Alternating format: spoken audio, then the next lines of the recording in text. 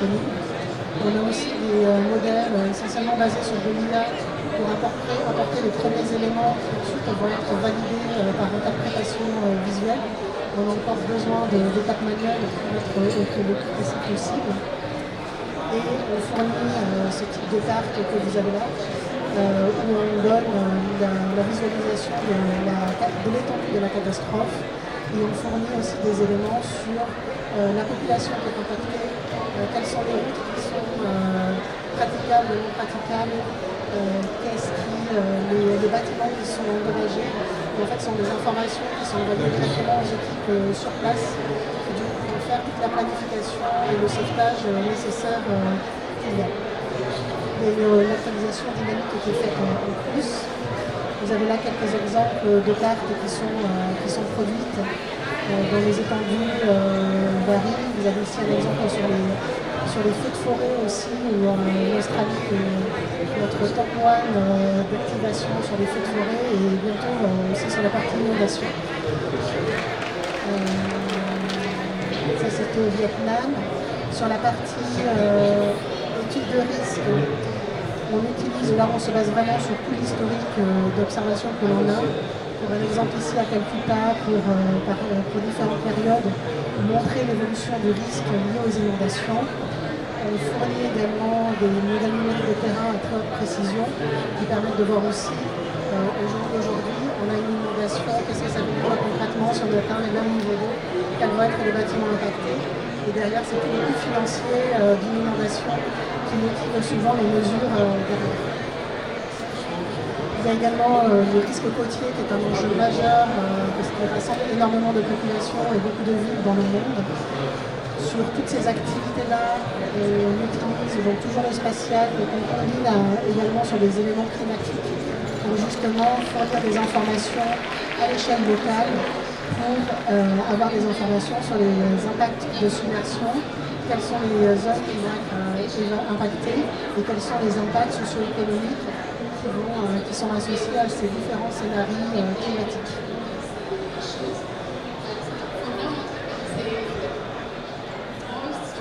Résumé ?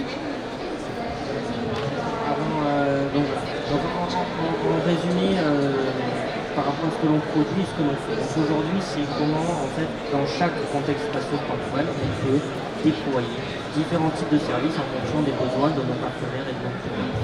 Donc on a, comme vous l'avez vu, différents produits et services. L'important c'est, voilà, vous les avez ici résumés. On peut faire de l'identification et du mapping des zones en eau, des surfaces, des rivières, etc. Donc ça, on apporte de la donnée complémentaire à la donnée qui existe de manière globale ou directement auprès de nos partenaires et clients.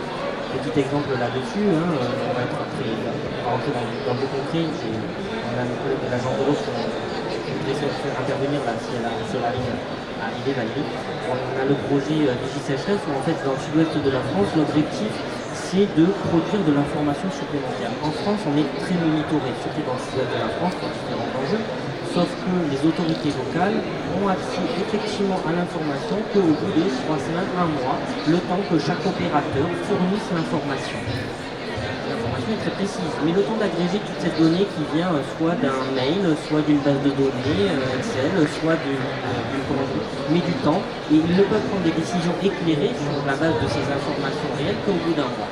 L'intérêt, c'est qu'avec le satellite, on va pouvoir couvrir toute la zone très rapidement avec un niveau de précision de l'information qui est certes peut-être un peu moindre, mais on va pouvoir leur donner cette information globale toutes les semaines. Et donc, ça va leur servir d'indicateur pour améliorer leur prise de décision, qui pourra être bien entendu adapté à la fin en fonction des résultats définitifs qu'ils auront, mais c'est des éléments importants comme ça auxquels le satellite peut répondre en partie. Voilà. Après, ça demande quand même une quantité de modèles mathématiques, de traitement de la donnée un peu fort, de gestion de base de données énorme, et là c'est ce que l'on sait faire assez. Donc on peut aussi prédire des événements liés à la ressource en eau. Alice vous en a parlé, on fait tourner des différents scénarios, par exemple pour connaître l'impact de l'inondation maritime, et ça c'est essentiel aujourd'hui avec l'inondation du niveau des mers. On a besoin de savoir les populations qui vont être impactées, le patrimoine qui va impacter, comment mieux répondre à ça. Et aujourd'hui, donc entre la donnée que l'on a, que l'on obtient et les modèles prédictifs que l'on fait tourner, on est en capacité de fournir cette information à nos partenaires et clients qui peuvent être les institutionnels, mais qui sont en en bout de course, mais aussi tous nos partenaires techniques et scientifiques, n'importe quel bureau d'études, n'importe quel chercheur qui a besoin de traiter une grosse quantité de données, on peut lui apporter ce genre d'éléments et de réponses.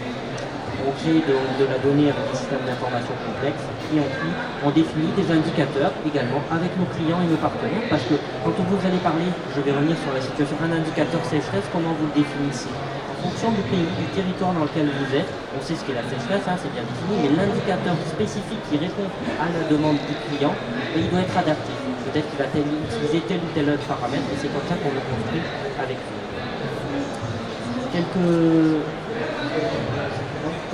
Voilà. Donc après, donc toujours pareil, en guise de synthèse, quelques exemples de solutions que l'on fait pour la gestion de la ressource en eau. Donc comme je vous l'ai dit, on a quelques produits standards qui sont la hauteur d'eau par satellite, simple, avec des satellites d'altimétrie. On donne une information à un endroit particulier. On peut faire de la surface en eau, vous l'avez vu, donc c'est utilisé. Donc d'accord, donc on peut faire de la surface en eau, c'est essentiel pour le suivi des barrages, des réservoirs, en cas d'inondation. On peut avoir des produits liés au volume, je vous l'ai montré la manière dont on le calcule et on le définit. Et derrière, en fait, on fait des produits plus avancés, donc comment on analyse de manière journalière le volume dans les réservoirs, comment derrière on peut faire de la gestion de l'infrastructure. Et enfin, on a des services complets qui sont le monitoring et du réservoir ou de la gestion d'eau. Donc tout ça, c'est en fonction du client, de ses besoins, de là où il en est, de la manière dont il est opéré, qu'on peut promouvoir plus ou moins de solutions et de services. On a la même chose sur la gestion des inondations, donc toujours la même logique. On fait des surfaces des zones inondées. On fait également, on étudie l'impact de ces inondations en fonction des données territoriales que l'on réussit à mobiliser. On étudie aussi le niveau de l'inondation. Les produits plus avancés, toujours, on revient sur le passé.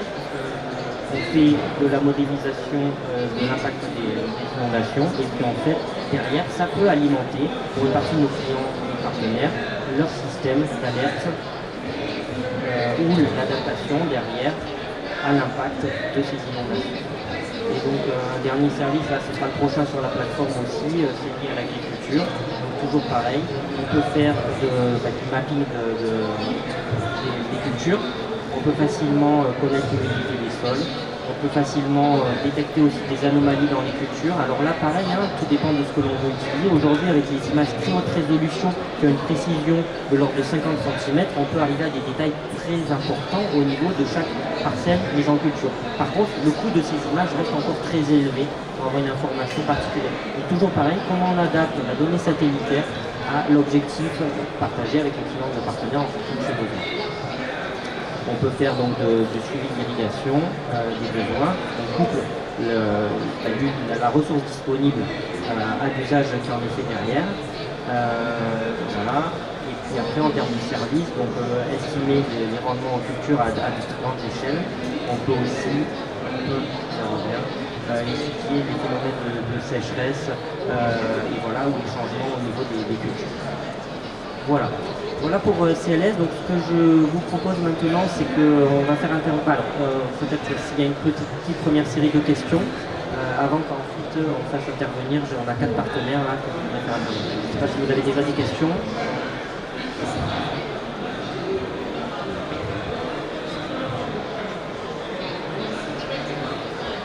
Oui, moi j'ai une petite question.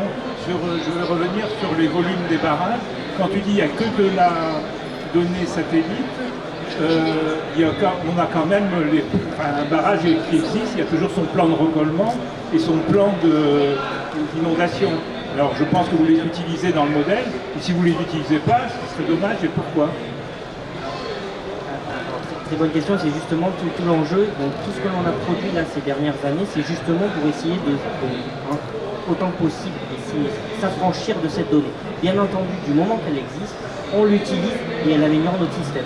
En France, par exemple, l'État français, là, on est en train de discuter pour faire 14 000 lacs d'un coup en France par rapport à ça, pour fournir de l'information. Et ils vont nous fournir les dernières informations c'est lequel, c'est le MTE. le MTE pour justement améliorer et préciser nos modèles. Et effectivement, si on a l'information précise du plan de recollement du barrage et qu'on le connaît dans le détail, derrière les produits et les services tournent avec une précision au centimètre près aujourd'hui sans aucun problème. Voilà. Oui, tout à fait.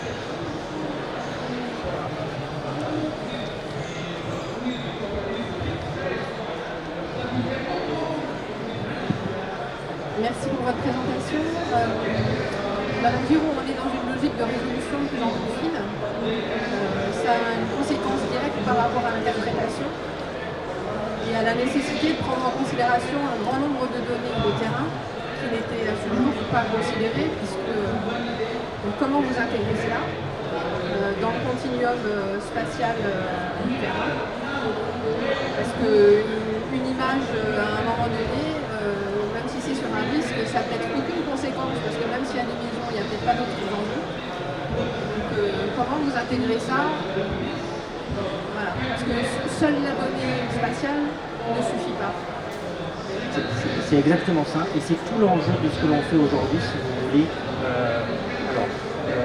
Voilà, pour être pareil à expliquer dans le détail, CLS en tant que filiale du CNES, et aujourd'hui l'État français s'est largement investi dans la donnée spatiale avec pour viser de promouvoir de plus en plus cette information satellitaire.